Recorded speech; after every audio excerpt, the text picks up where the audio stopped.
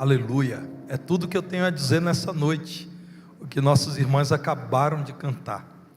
Mas como eu preparei o sermão em oração e pensando em você, eu quero dizer tudo o que elas disseram mais uma vez agora, a partir de Hebreus capítulo 6, versos 13 a 20. Queiram ficar em pé, irmãos, para lermos juntos a palavra do nosso Senhor.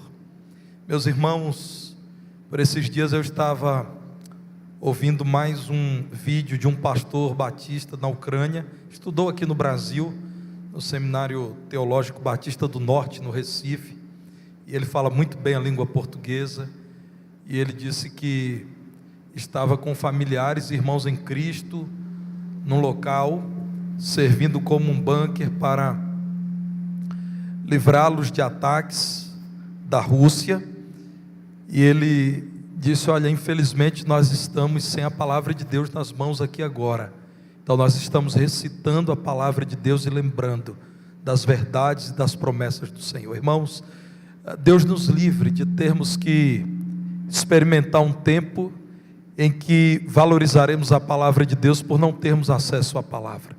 Valorize essa bênção, essa oportunidade, valorize essa oportunidade bendita, que é poder abrir a Bíblia e ler a palavra do Senhor. É o que nós faremos agora. Hebreus capítulo 6, verso 13 diz-nos assim: pois quando Deus fez a promessa a Abraão, visto que não tinha ninguém superior por quem jurar, jurou por si mesmo, dizendo: certamente te abençoarei e te multiplicarei. E assim, depois de esperar com paciência, obteve Abraão a promessa. Pois os homens juram pelo que lhes é superior, e o juramento, servindo de garantia para eles, é o fim de toda contenda. Por isso Deus, quando quis mostrar mais firmemente aos herdeiros da promessa a imutabilidade do seu propósito, se interpôs com o juramento, para que, mediante duas coisas imutáveis, nas quais é impossível que Deus minta, forte alento tenhamos nós que já corremos para o refúgio, a fim de lançar mão da esperança proposta, a qual temos por âncora da alma, segura e firme, e que penetra além do véu, onde Jesus, como precursor, entrou por nós, tendo se tornado sumo sacerdote para sempre, segundo a ordem de Melquisedeque. Podem assentar.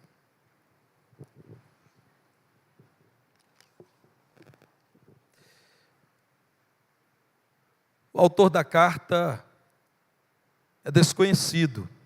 Temos suspeitas sobre quem tenha escrito essa carta, que guarda completa harmonia com toda a palavra de Deus, muito especialmente com os ensinos do Senhor Jesus Cristo, a doutrina dos apóstolos. Mas os destinatários nós conhecemos.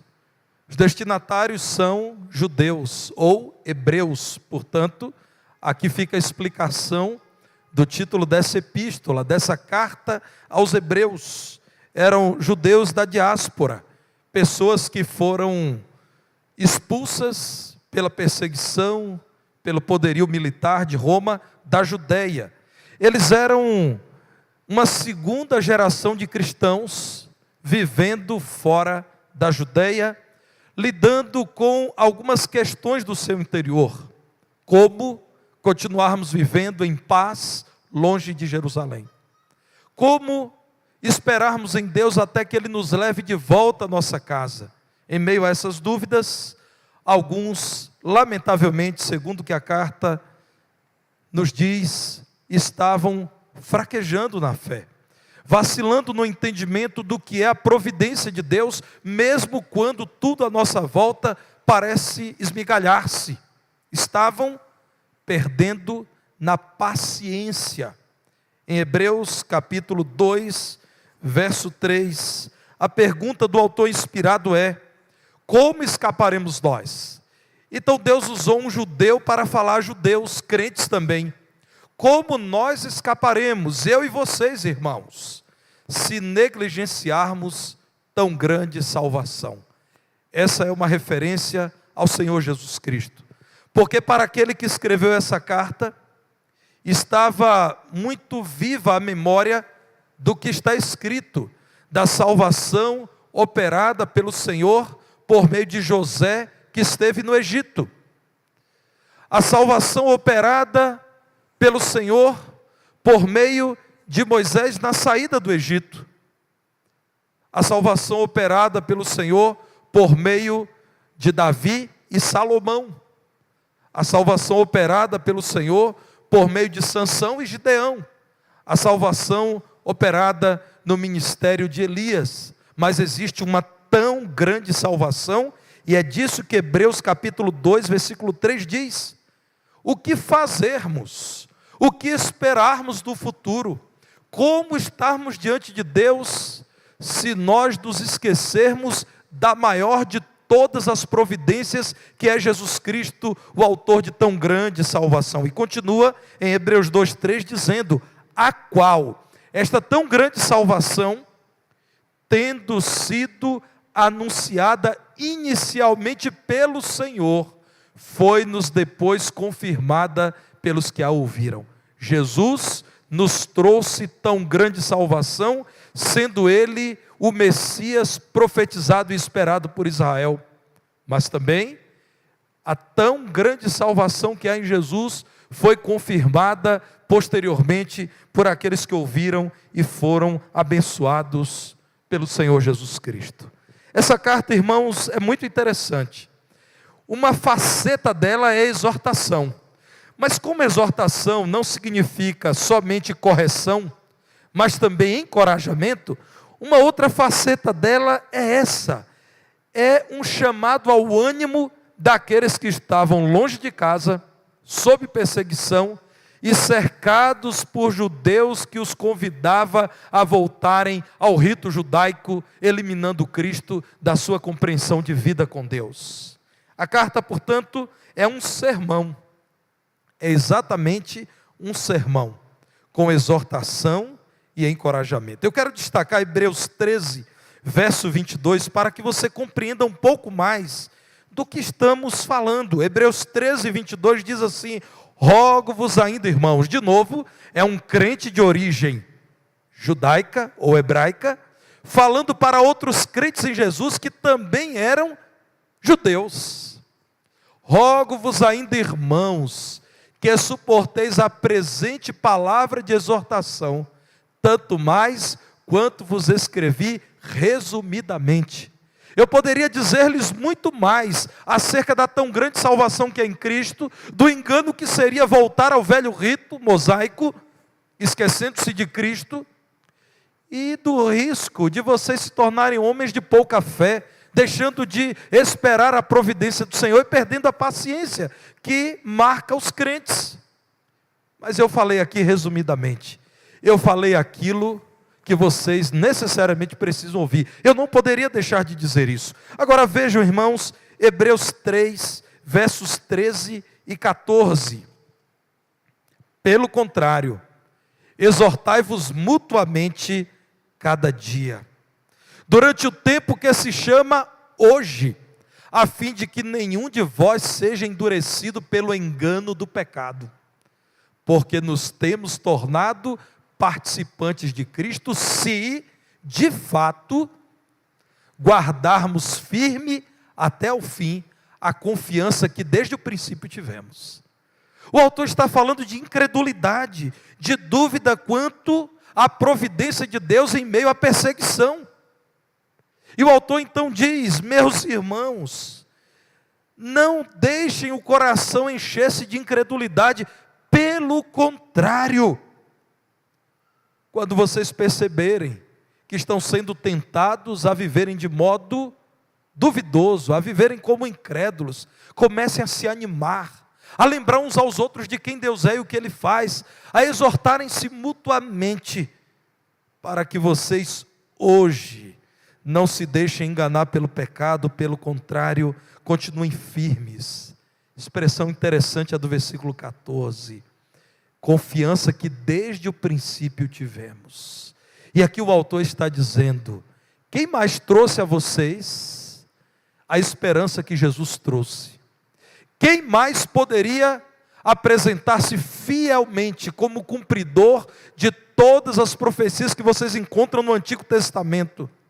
Quem mais morreu por amor a vocês e ressuscitou com poder e grande glória e foi visto por centenas de testemunhas? Quem mais? Irmãos, se animem, não se deixem abater. E o precioso versículo que a primeira igreja batista em Divinópolis entende ser uma das muitas exortações da palavra de Deus para que continuemos vivendo assim, congregando. Irmãos, esta igreja entende que existe um falso evangelho sendo pregado em nossos dias, dizendo que as pessoas podem ser crentes, mas elas podem também desprezar a igreja. Amem o cabeça, mas separem a cabeça do corpo. Irmãos, não é possível separar uma cabeça de um corpo. Você nunca viu uma cabeça andando por aí, ou um corpo andando sem cabeça por aí. Há muita gente dizendo isso é um erro, que você deve selecionar como se estivesse num restaurante desses que se auto-intitulam self-service, e você deve separar aquilo que do evangelho lhe é interessante e eliminar aquilo que não é. Hebreus 10, 25 diz, com toda segurança, não deixemos de congregar-nos, de nos reunirmos, de nos ajuntarmos, de sermos a Assembleia do Senhor, a igreja de Deus, como é costume de alguns. Naqueles dias já havia quem estivesse desprezando a congregação dos salvos. Antes, façamos admoestações, e tanto mais quanto vedes que o dia se aproxima, o dia em que Jesus virá buscar a sua igreja. Então nos reunamos mais ainda, até porque precisaremos nos exortar e nos fortalecer, porque os dias que antecederão a vinda do Senhor serão dias cada vez mais trabalhosos, em que o Espírito expressamente diz que haverá pessoas cada vez mais sem amor e dadas à apostasia e à incredulidade. Irmãos, nós precisamos olhar para essa carta e encarar os fatos. Gente que andou com aqueles que viram Jesus, gente que conheceu pessoas a quem Jesus curou, gente que viu poderosos testemunhos de conversão, estava vacilando na fé. Os leitores dessa carta estavam vacilando de tal modo que eles estavam dizendo coisas assim. Não sei se você já ouviu isso. Depois que eu me tornei crente, tudo ficou pior. Eu vou voltar a ser judeu, vou voltar para Jerusalém, lá para o templo, e vou tratar de dar o meu dízimo e guardar o meu sábado, e está tudo resolvido, porque depois que eu me tornei crente, parece que tudo piorou na minha vida. Você já ouviu alguém dizer isso? É assim que alguns dos destinatários dessa carta estavam vivendo, irmãos, desejando voltar ao judaísmo. O que isso significava? Viver como se Cristo não tivesse vindo, não tivesse morrido, ressuscitado, e não estivesse gloriosamente nos céus intercedendo por seus filhos. Vejam aí Hebreus capítulo 5, versículo 12. Pois com efeito, quando devíeis ser mestres, atendendo ao tempo decorrido. Irmãos, se fosse na linguagem de hoje esse texto, poderíamos dizer: vocês, crentes velhos, vocês deveriam estar ensinando as pessoas, vocês têm tanto tempo de vida cristã, vocês estão vacilando agora.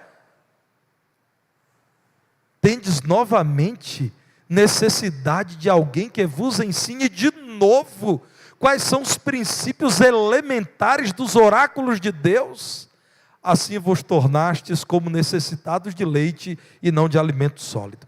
Como esse é um texto clássico, aos nossos ouvidos chega muito suavizado, que a palavra de Deus está dizendo: cresçam meninões espirituais, cresçam bebês na fé. Não há nenhum problema em ser bebê, quando é tempo de ser bebê. Irmãos, um pai que vê o seu filho com 35 anos comportar-se como se fosse um bebê, esperando mamãe fazer a papinha e esquentar no micro-ondas e levar na mão dele, isso é uma tragédia, irmãos. Nós esperamos que o bebê seja bebê no tempo de ser bebê, como o Luiz Ricardo, que está ali no colo do Vitor. Mas, irmãos, daqui a alguns anos o que eu espero é o Luiz Ricardo lá na sala das crianças, Vitor? Não mais no colo do papai. A carta está dizendo isso. Vocês são meninões, vocês não cresceram. Tudo que vocês viram do Senhor, tudo que vocês já aprenderam do Senhor, não serviu para que vocês fossem crentes robustos na hora da tribulação, da dificuldade, do aperto, da crise. Vocês precisam amadurecer, é o que diz o autor.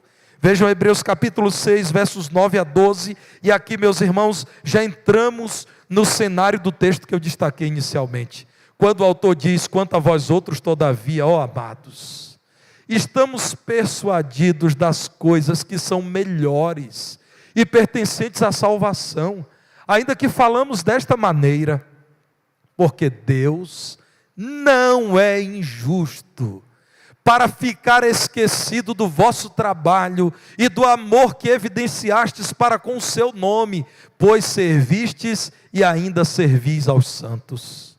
Desejamos, porém, continue cada um de vós mostrando até ao fim a mesma diligência para a plena certeza da esperança, para que não vos torneis indolentes, mas imitadores daqueles que, pela fé e pela longanimidade, herdam as promessas. O versículo 12 está dizendo assim: não deixem de crer na providência de Deus, e não deixem de ser pacientes. E então entramos no verso 3, quando diz, por exemplo, Abraão precisou esperar o tempo em que Deus cumpriu a promessa a ele feita.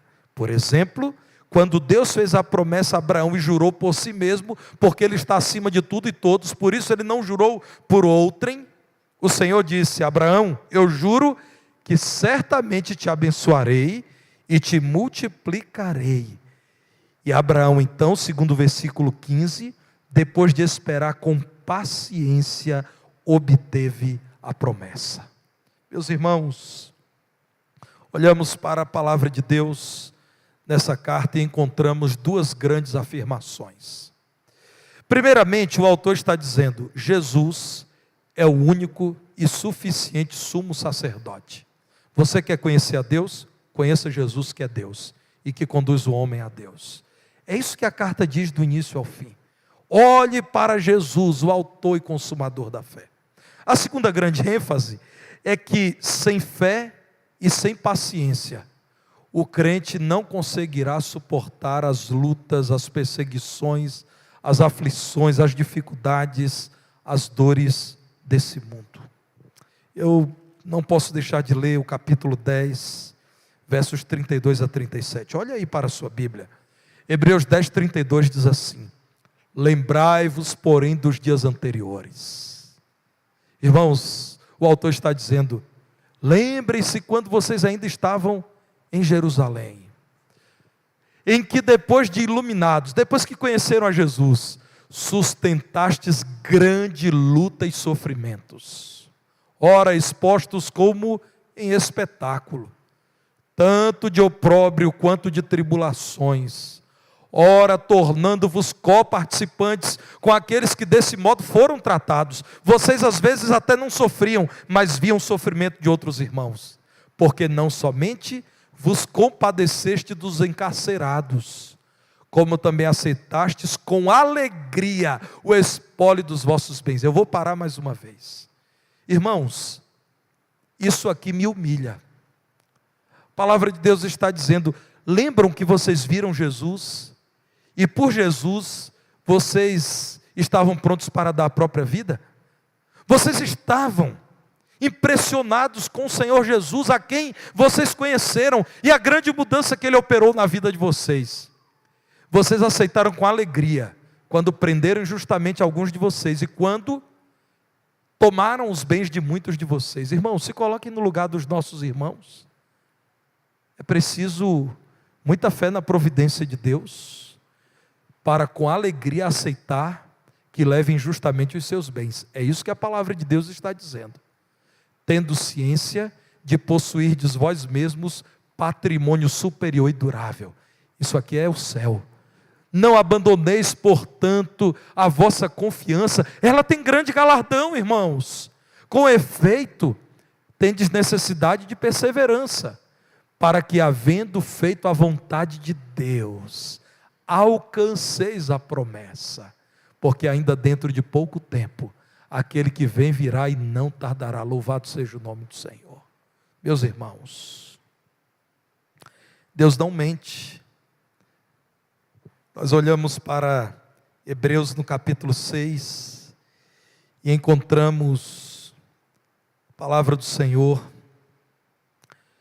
no versículo 18 dizendo: mediante duas coisas imutáveis, nas quais é impossível que Deus minta, forte alento tenhamos.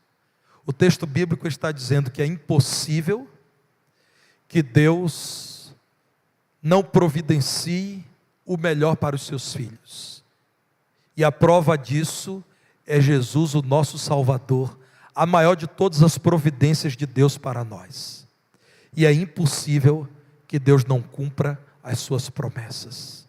Duas coisas que nunca mudarão. E é impossível que Deus minta.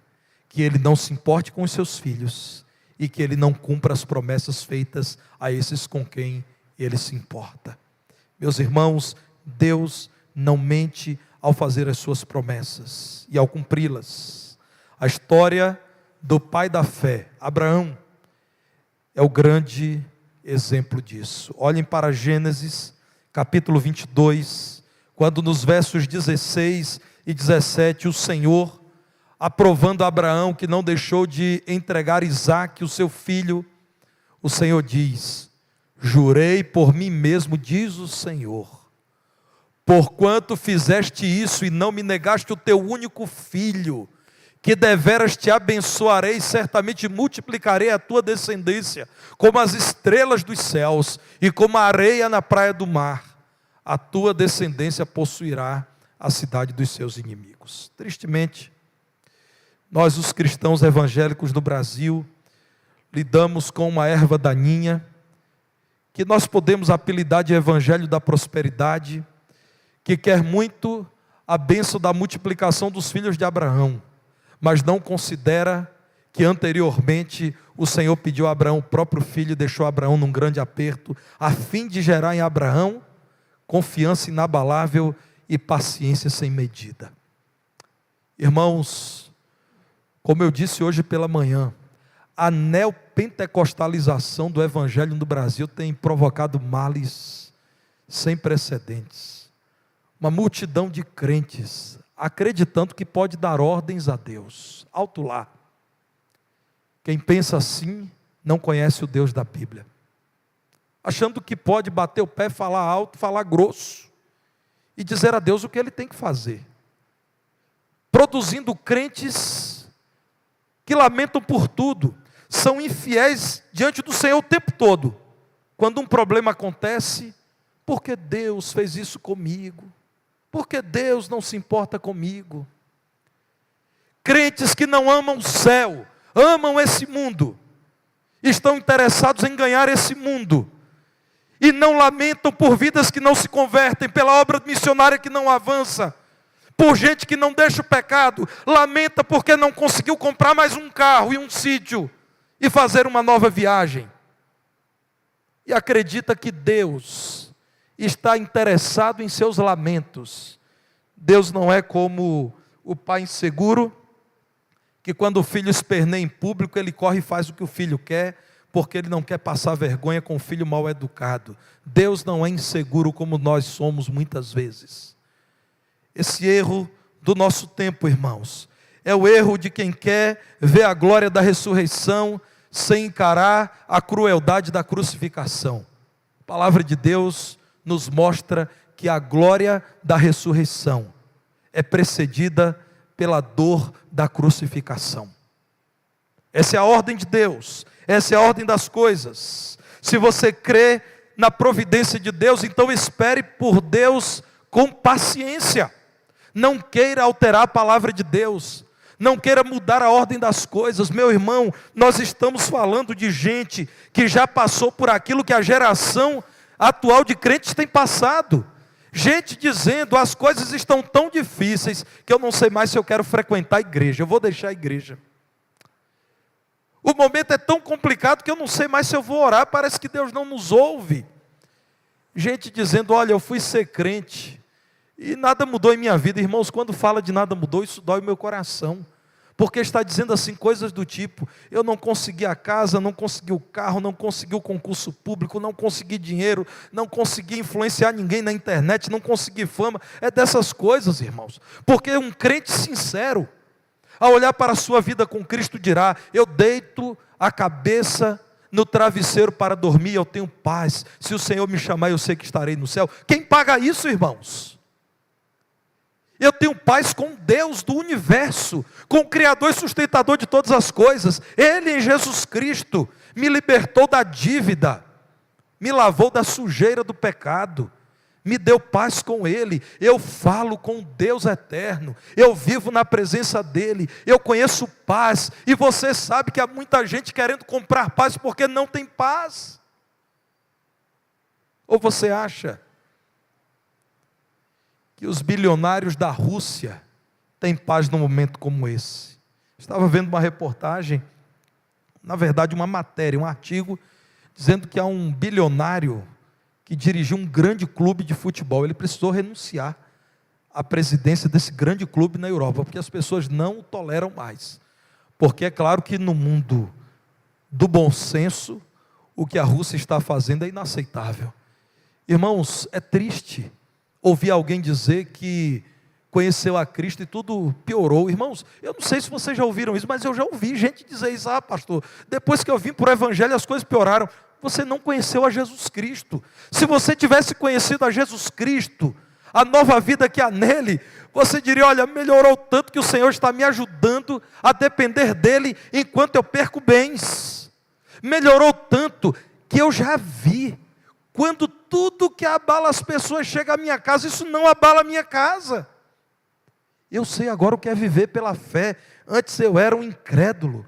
Quem conhece a Jesus não diz uma coisa dessa. Irmãos, olhem para a palavra de Deus. A partir do exemplo de Abraão, a palavra do Senhor nos chama a considerar a providência de Deus. Deus nos tem dado, pela sua palavra, uma orientação segura. A providência de Deus está em nos dar uma palavra que não erra, que não falha, que não tem falta alguma.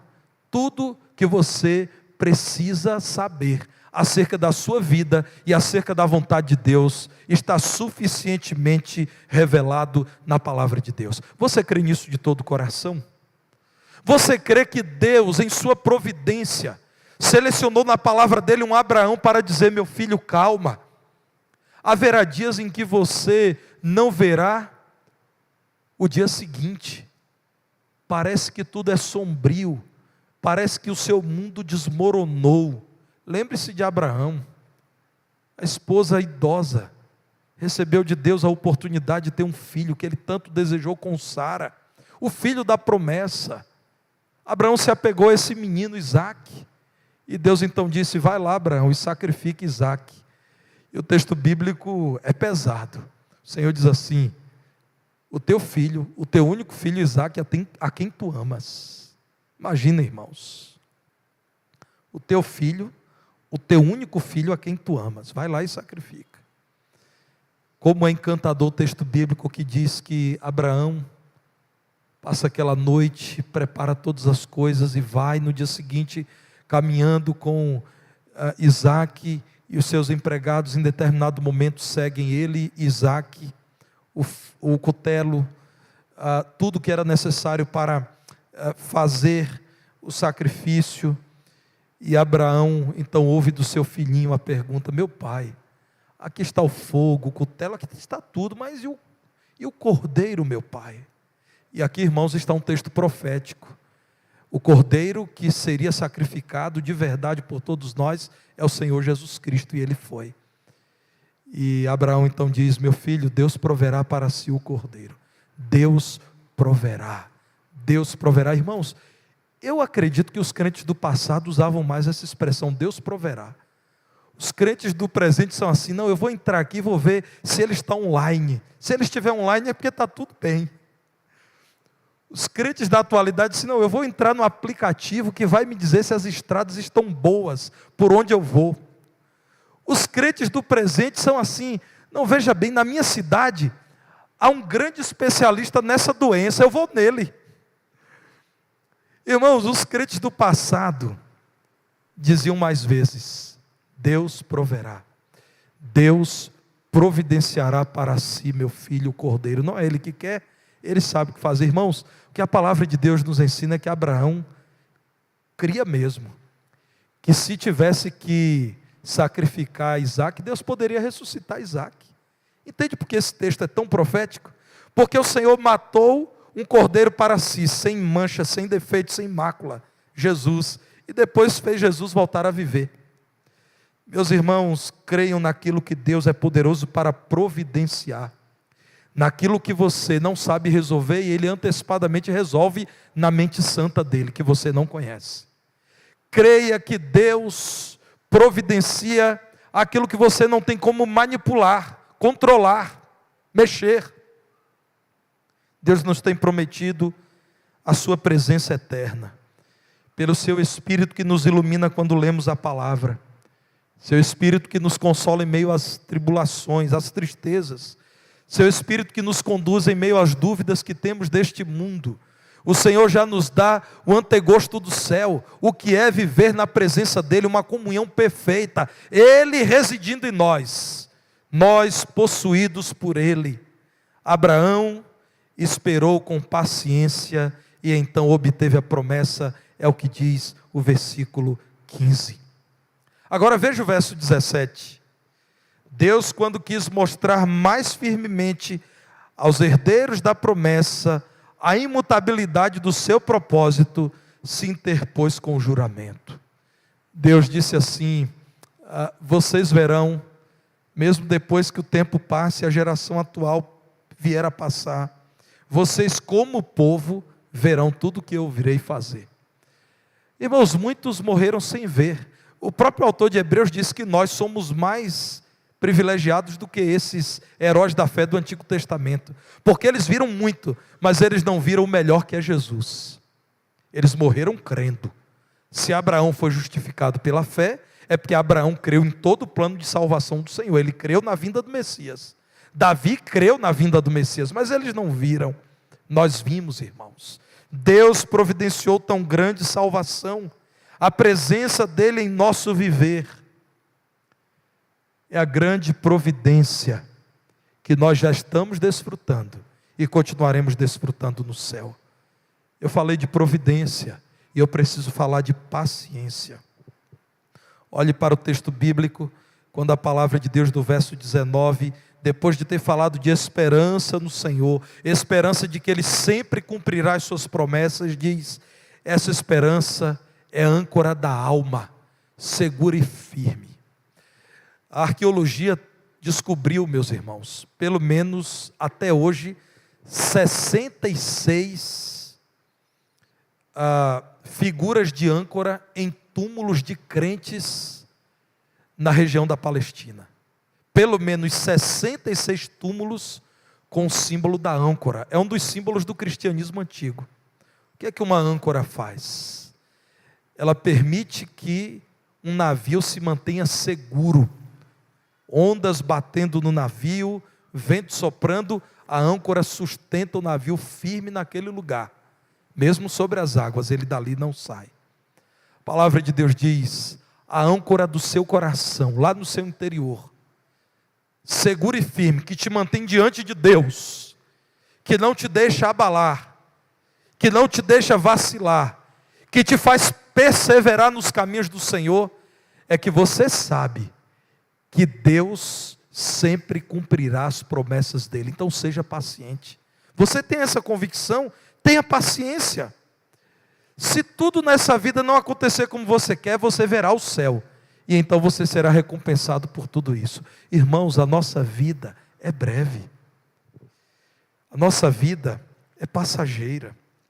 O nosso tempo aqui, você pode até achar que é longo, mas não é não. Isso é ilusão, meu irmão. A nossa vida aqui passará rapidamente. E logo nós provaremos aquilo que veremos, o céu. Essa certeza que o Senhor nos tem dado. Essa grande bênção, incomparavelmente melhor do que qualquer outra bênção que possamos alcançar.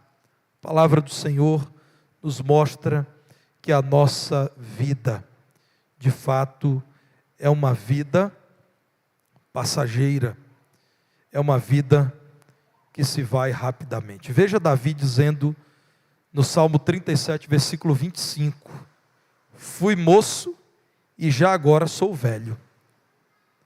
Tem muita gente que tem dificuldade em lembrar disso. Você que é muito moço, daqui a pouco você será velho. Pergunte a quem tem 80 anos de idade, se não parece que foi ontem que ele estava com papai e mamãe. Fui moço e agora sou velho. Sua vida passa, meu irmão. Passa muito rapidamente. Veja o Salmo 39. É quando a palavra de Deus, discordando aí de quem está pagando muito dinheiro para tentar rejuvenescer, viver muito mais tempo do que aquilo que Deus permite. Salmo 39, versículo 4 diz assim: dá-me a conhecer, Senhor, o meu fim. Quem é que ora isso, irmãos? Quem ora assim ultimamente? Dá-me a conhecer, Senhor, o meu fim e qual a soma dos meus dias, para que eu reconheça a minha fragilidade. Versículo 5. Olha o que a Bíblia diz, irmãos: deste aos meus dias o cumprimento de alguns palmos. Sabe, quem está planejando viver 100 e alguns anos, como o irmão Hélio, né? O sogro da irmã Helena, 102 anos. Cuidado, talvez não seja isso que Deus tem para você. Alguns palmos. Pense bem, irmãos. Alguns palmos. A tua presença, o prazo da minha vida é nada. Diante de um Deus eterno, a sua vida é o que a Bíblia diz, é um sopro. Acaba logo. Na verdade, todo homem, por mais firme que esteja, é pura vaidade. A qualquer momento morre. Meus irmãos, sejam pacientes. Você que acredita que tem sofrido mais do que outros crentes, que tem tido mais perdas do que outros irmãos em Cristo, entenda a sabedoria de Deus. Para o Deus eterno, você não está no prejuízo, porque a sua vida e a vida do outro irmão é rápida, é coisa que passa logo. Aos olhos de Deus, ninguém aqui está em prejuízo. Primeiro, não está em prejuízo porque Deus nos oferece o céu, onde não haverá mais, segundo o que diz Apocalipse no capítulo 21, tristeza, luto, pranto, nem dor. E segundo que a minha vida e a sua vida passa rapidamente. Quem viveu por 18 anos e quem viveu por 81, aos olhos do Deus eterno, a vida foi isso aqui. Você entende que quando você olha a partir das lentes desse mundo, a partir dos óculos do homem insensato, parece que Deus é injusto com quem viveu só 15 anos de vida. Mas você precisa considerar que quando nós falamos da criação, o referencial é o Criador. E o Criador eterno diz: quem aos olhos de vocês viveu pouco, e quem viveu muito, aos meus olhos viveu nada, porque eu sou eterno. Seja paciente. Deus nos tem dado Jesus, que é o maior de todos os refrigérios. Seja paciente. Aqui nesse mundo Ele não nos faltará. Ele continua nos céus, olhando por nós, intercedendo por nós, habitando-nos pelo seu Santo Espírito, que Ele, quando gloriosamente retornou aos céus, nos deu a nós os que cremos nele. Vejam Hebreus 7, 25. Ah, meu irmão, você não pode sair daqui hoje sem ler Hebreus 7, 25. Você que está na transmissão desse culto, você precisa ler o que diz Hebreus 7, 25 acerca do Senhor Jesus. Seja paciente, porque Jesus também pode salvar totalmente os que por Ele se chegam a Deus, vivendo sempre para interceder por eles. Ponto final. Não há mais por que se achar coitadinho. Não há mais por que temer o amanhã. Não há mais por que temer Satanás. Não há mais por que temer o que o homem faz. O Senhor intercede por você, se você pertence a Ele. Se você não pertence, arrependa-se da sua vida de desprezo a Deus e crê em Jesus e saiba que Ele intercederá por você nas lutas dessa vida.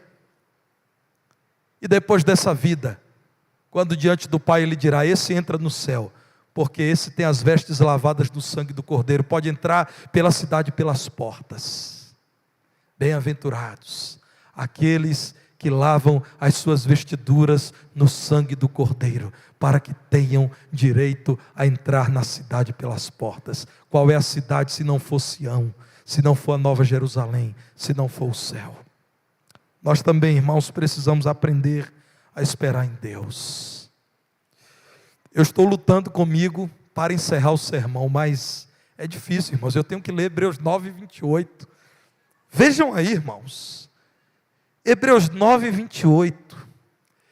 Cristo, tendo se oferecido uma vez para sempre, para tirar os pecados de muitos. Providência. Está tudo resolvido em Cristo.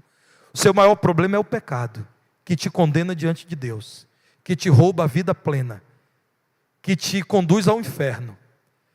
Jesus uma vez fez aquilo que nunca mais vai se repetir. O que ele fez foi suficiente e tem consequências eternas. Uma vez ele morreu em seu lugar para tirar os pecados de todos os que creem nele. Providência. Agora a promessa: ele aparecerá segunda vez, sem pecado, aos que o aguardam para a salvação. Você está esperando por isso? Nós também precisamos aprender a esperar em Deus, sem desejar controlá-lo, sem negar que essa vida é dura, sem negar as adversidades dessa vida, sabendo que é impossível que Deus minta quanto à sua providência e quanto ao cumprimento das suas promessas. Gálatas capítulo 3, versículo 29. Se sois de Cristo, também sois descendentes de Abraão e herdeiros segundo a promessa. Gálatas 3, 29. Vocês já creram em Cristo? Deus dá a vocês o mesmo tratamento que deu a Abraão. Providencia e cumpre a promessa. Que Deus, pois, te sustente na fé. Vamos cantar em pé, irmãos? Vamos cantar o hino Refúgio Verdadeiro. Irmão, não cante esse hino sem pensar no que você está cantando, não. Esse hino diz umas coisas que me intrigam. Seguro estou, não tenho temor do mal, sim guardado pela fé em meu Jesus. Não posso duvidar desse amor leal. Ele em seu caminho sempre me conduz. Agora vem a melhor parte, Rogério. Não me deixará, mas me abrigará. Do pecado vil me vem livrar. A sua graça não me recusará, pois Jesus é quem me pode sustentar. Rogério, vamos cantar, senão eu vou recitar tudo. Vamos cantar, meus irmãos.